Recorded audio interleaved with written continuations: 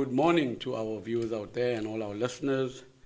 Today is Friday, the 6th of the 6th month, 2025, and we're reporting to you from our studio here at G4J. Today with us we have Mrs. Lenore Fynn, who's one of our community activists. I'll just let Lenore, good morning to you. How are you? Good morning, sir. I'm blessed by the best, thank you. Wow. Lenore, please tell our viewers a little bit about yourself. So, my name is Lenore Fynn. I am from the community, from the soil. I've been here for most of my life. I had a stint out of Wentworth in Johannesburg for a bit. But on return, I've come back. I am a registered nurse by trade. I run a business called Reobot Medi Services, where I do occupational medicals for construction and engineering companies. I have been on the CPF as the secretary for the CPF. I have then resigned from that. I am now sitting on the OSS structure as the deputy chair, deputy convener, they call it, deputy chair. So I'm sitting on that structure, but I am, apart from that, I'm a child of the Most High. I am still busy with my studies into ministry. I will be ordained at the end of this year. My work keeps me pretty much busy. I'm a homebody as well. I have a family that I take care of. I'm still studying. I'm still skilling myself in all sorts of fields and all sorts of trades. I'm doing a whole lot of different things at the moment, but my community is my biggest concern because I feel that there's a lot of social ills, a lot of economic ills that we are facing, and we are facing these hard times because of poor decision making and poor leadership skills. Wow, in a nutshell, huh? No, thank you so much. Let's talk a little bit about your political ambitions. If you call it political ambition, I'm not sure that is the correct phrase to use because I told people that I'm not politically ambitious. I am concerned about the political climate in our community at the moment because there are various different parties that are in play and they all seem to be playing each other. So to call me politically ambitious or to have any political ambition would not be correct because I do not have any political ambitions. My aim is not to go into mayoral candidacy or going into national or going into parliament for any kind of thing. My concern is mostly local. So we're talking about local government, and that's where my concern is. So we have a few councillor candidates in our community. I think there should be or could be some debate as to whether they fit the criteria that we need. Are they able to effect the change that the community needs? Thank you. Lenore, let's just get right down to it. Currently in our ward we have the DA as our ruling party. I think for 25 years we've had the DA. We had ANC for about 4 or 5 years in a total of 30 years, if I'm doing my math correctly. What do you think, what do you see in the past 30 years that we had the ANC for a stint? I think it was Myrtle Bonwa, and then we had Mr. Snyman as our councillor for the other 25 or 26 years, I'm not too sure. There obviously are challenges. There's, as you mentioned, social ills. There's skill issues, how people are unskilled. There's labor issues. There's poverty. There's drug-related issues. Now, we have all these little things in place. But what do you see as the main issue in terms of progress? Because in 30 years, I only see Wentworth. I also moved out of Wentworth for about 20 years. But I came back and I saw that Wentworth's regressed. There's absolutely no improvement. 100%. Not in the roads, not in the buildings. And let's talk a little bit about that.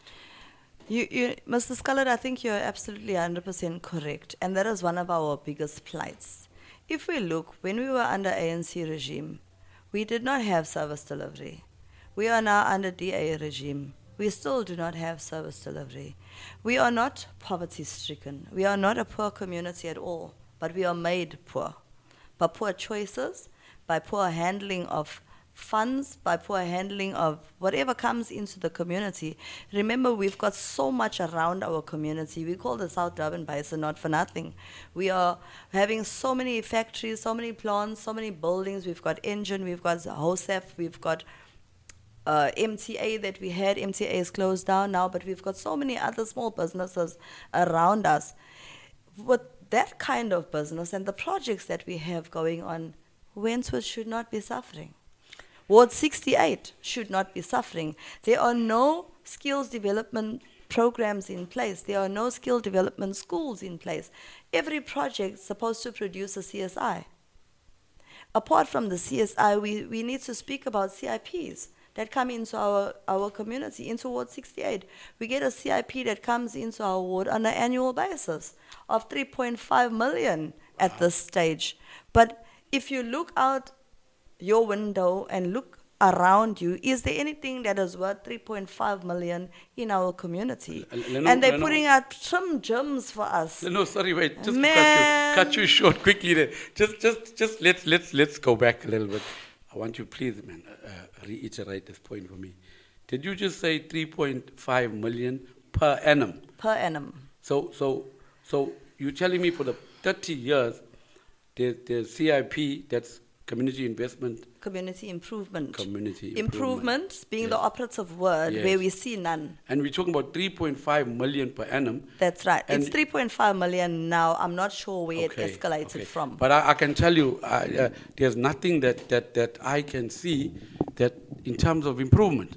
I mean, there we had an interview earlier on with Abaqa the Abaqa Dream Center, and these guys are being sponsored by people from outside, and our number one citizen, what is our councillor's role in all this?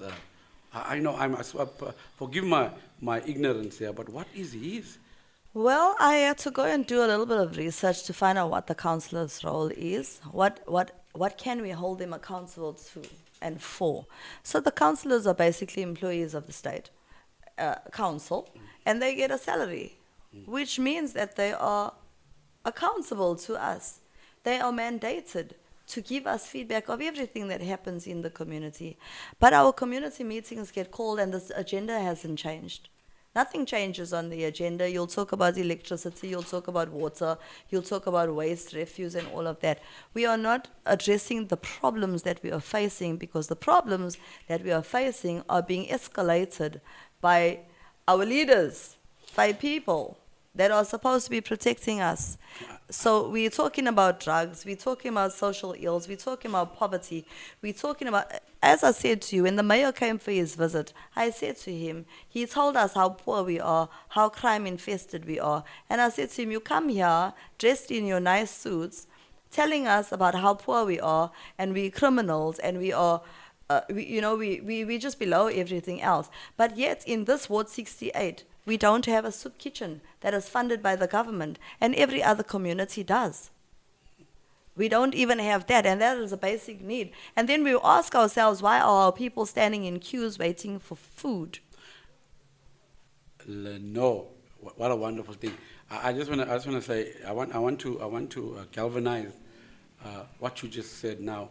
You spoke about the mayor coming to Ward 68, Wentworth, had a meeting with the community, made lots of promises. Then I recall one of the meetings that you and I were both in, and they had a whole entourage of delegates there who made us big promises, and they were going to look into all our concerns. But you know what? All hot wind. Absolutely. They never, ever deliver.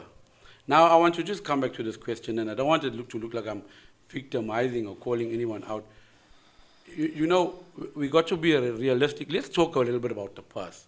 Do you think that because this is an ANC-run municipality, that when the DA goes to council to submit some of their needs and their wants, on their bucket list, on their wish list for our community, do you think that the DA is currently being vetoed in Ward 68 because of their non-association with ANC?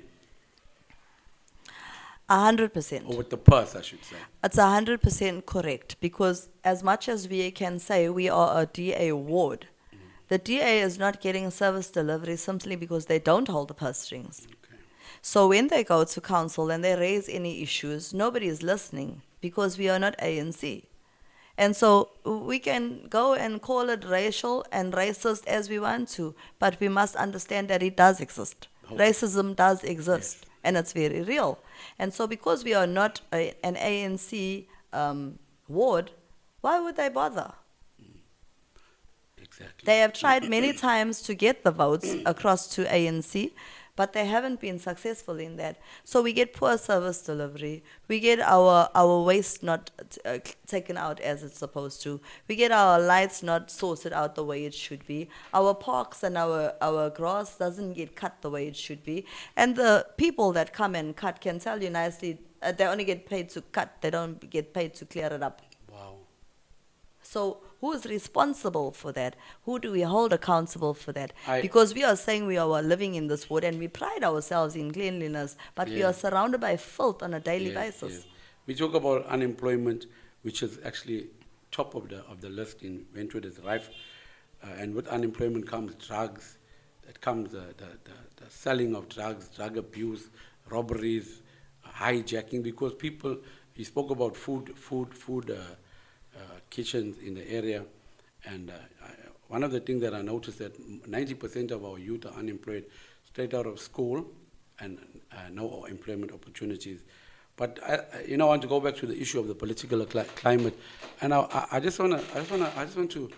want to add to what you're saying, is that our community has Wentworth. We still have Stockholm syndrome. We still so politically misinformed, uneducated in a political sense, and we believe that if we continue to vote for the predecessors, our old NP, now DA, that we're going to make an improvement.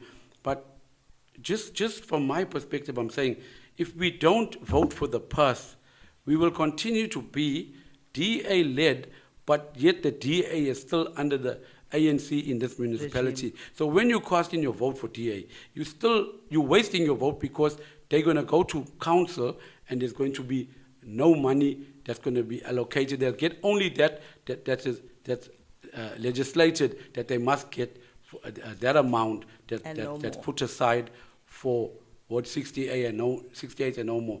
So if I had to give our community some advice, I'd say in all the years that we've been involved in voting, we were given the opportunity from 1994. I think it's time for us to look at who holds the purse strings, and let's vote in that direction so we can make improvements. And I'm hoping that in future I can bring I've been trying to get the Neil Ivan expert and that Marvin Thomas and the Bradley Stian comes, and the guys from MK to come, and I asked Renette Roskruge.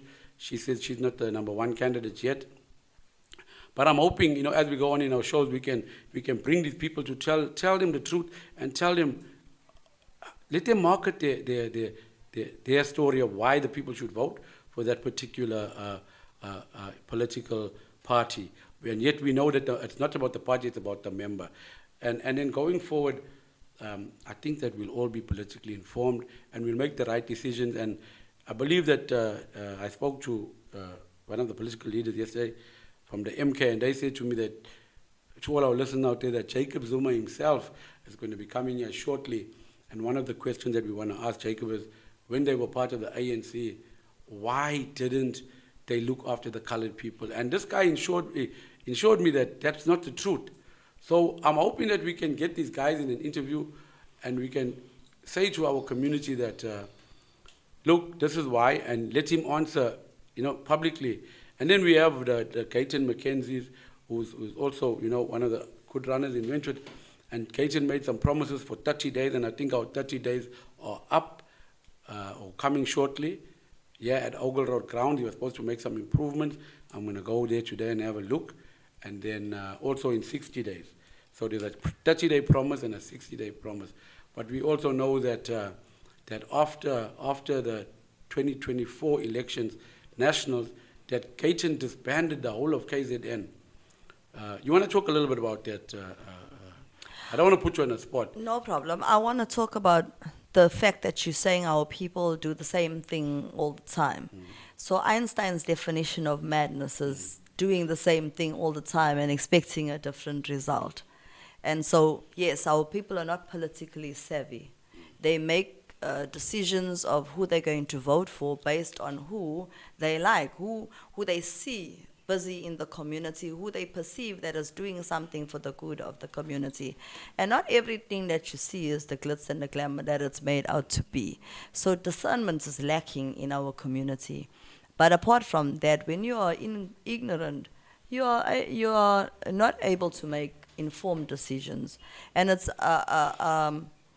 the Bible says you must study to show yourself approved.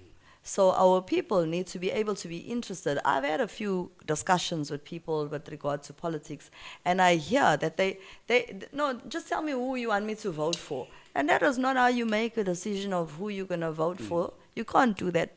The vote is important, you know? And so, yes, there was a disbandment of the national and the provincial and not the national alliance, it was the provincial and the regional in the Patriotic Alliance. I won't speak too much of it, but I know that it put a lot of people out. And so at the time of the disbandment, I was the chairperson for the Patriotic Alliance. I have since resigned from that position. There were people who were in the national, I won't mention people's names, there were people who were in the provincial and people who were in the regional. But you know, you find that you are busy running in a party with people, and the very same people are coming against you. So it leaves you feeling a certain kind of a way. And so as we sit here, I can't say that I feel the same way about the PA as I did in 2024. Because I would be lying, and no, I can't do that. So we need to have proper things being in place, and people need to know who are they. You cannot be following a person if you're following the party. The party may stand for something good, but your representation is extremely important. Yes, thank you so much. So I want to close the debate on politics, but I just want to add that our people need to know that it's all about the purse. You need to vote with the party that's going to win the money so we can improve Wentworth. It's not about personal gain. We've been on the back foot for long enough. 30 years is a long time, people. If you want to see improvement in schools, and fees must fall, and job opportunities, and just generally community improvement, SEPs, all the issues we have in the community, I think we need to start off by changing our leader, the number one person. Vote for the person that you think should do the job, and for the party as well. But that being said, Lenore, that leads me to my next question. I want to speak a little bit about the Asbestos Saga that's currently happening. We got to do it briefly because we need to wrap up. Can you just tell us quickly, Lenore, dates, times, people, and procedures, and what wasn't followed? Okay, what's the date today? The 6th. So the school that we went to that was having the problem with the asbestos in the roofs and having it removed, it was done so illegally. And so when we went there, our intention was not to stop people from working or stop the job or stop what was ever supposed to be taking place. So my answer to that was, I don't care whether it was a private sponsor, whether it was a government sponsor, whether it was funded, even if it was funded by Oppenheimer himself. The principles need to be maintained, that the safety of the people who are in those premises needs to be secured at all times, and that was not the case. So we came to the scene and we found that there were workers who were already at work, and I found out recently that it was not only from the Tuesday, they in fact started working from Sunday. So Sunday they started working with the roofing, with the asbestos. They did not inform anybody. No neighboring residents were informed. The old age home wasn't informed. I have my premises not far from the old age home, which gave me the opportunity to able to see what was taking place. And so When I did an investigation, I did get hold of the councillor. I informed him that there was something that was going on and he needed to see what was going on. So he sent Alan to go and find out what was going on. Alan went there and stopped the job. On the same day that he went there, which was now Wednesday, he then came over to my offices and told me that he had been there and he had stopped the job. I said, wonderful, no problem.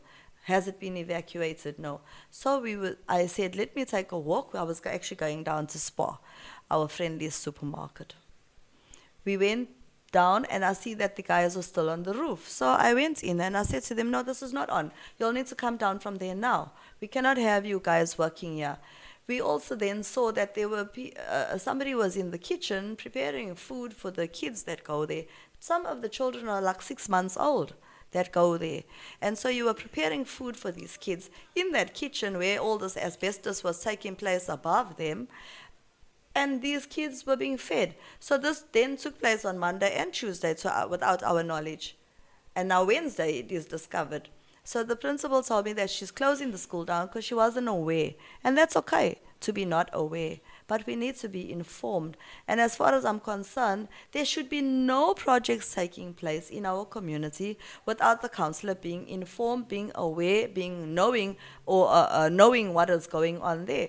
Because working with asbestos is a hazardous, major hazard. It's a hazardous event.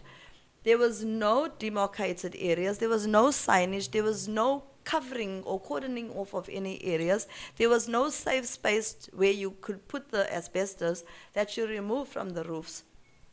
It was left all around the school, and our young kids are exposed to that. Now, asbestos does not show up today. You don't get asbestosis today. You don't get lung cancer today. But 40 years from now, are they going to remember that they were exposed to asbestos in the school? When they are now needing oxygen, when they now cannot breathe, they cannot function on their own, they're not going to remember that now.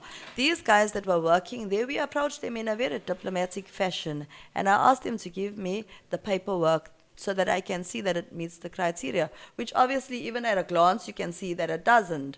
They were unable to produce this. They told me they're going to have it the next day. I said, I'm coming back. And I went back on Thursday, and they were still unable to produce it. So there is no paperwork. Okay. So there's no paperwork. So if any paperwork comes now after this, I would suggest that the dates be checked. Okay. Because today being the 6th, there's no paperwork that provides a permit for asbestos handling to take place. Okay. The children have since been evacuated from the schools. I am not sure what time frame they were given for this job. I'm not sure what time frame they're going to now give the parents of when to take the kids back to school. There should be some medical surveillance that needs to happen for the kids that were present at the school on those days. The teachers and the workers that were there were wearing masks, but not one child had a mask on. Wow. Not one child had a mask on. While the workers were wearing masks, they were wearing those 3-ply COVID masks that we used during COVID times, which is the incorrect PPE. They're supposed to be using the FPE2 or something like that. But it's a respirator that they're supposed to be using, as well as a hazmat suit. And they're supposed to have gloves that come all the way up to their arms, and they're supposed to be covered from head to toe. There's a special handling for asbestos. You cannot leave it just lying around there. There's a special place that it must be disposed of also. And there must be bills that have to be submitted to us, that you have to give account of how many slabs of asbestos were taken, how many slabs were destroyed, and it must sheets, and it must tally. So we can't allow our kids to be exposed to such hazardous risks, and nobody is going to take responsibility for that. As I'm sitting here, there's still somebody living on the land, on the property. Thank you, Lenore. So is it safe for me to say that if there's any inquiries about this matter, and if there's any parents that want any information about the Asbestos Saga at the school, is it safe for me to tell them that you at Rehoboth at the John Dunn Center, and they're welcome to come and speak to you if there are any concerns about your children that go to those schools, I think it will be in your best interest to engage Sister Lenore Fynn on the matter to see whether your children need any type of medical intervention. Lenore, thank you so much for always having our community's best interest at heart, and thank you for always being there when we call, and thank you so much for this information. And I just want to shout out to the community and tell them, the owner of the school or the principal, Auntie Maria, this wasn't an attack on you or on your workers. It was in the best interest of your workers as well, because I came there, 2 SEPs was there, and currently I don't think there's any legal intervention yet, but we can't promise you all going forward when the school will be open and what measures need to be taken. We're saying go see Mrs. Lenore Fynn at the Rehoboth Center at John Dunn in Ward 68 Wentworth, Gauro's Christian.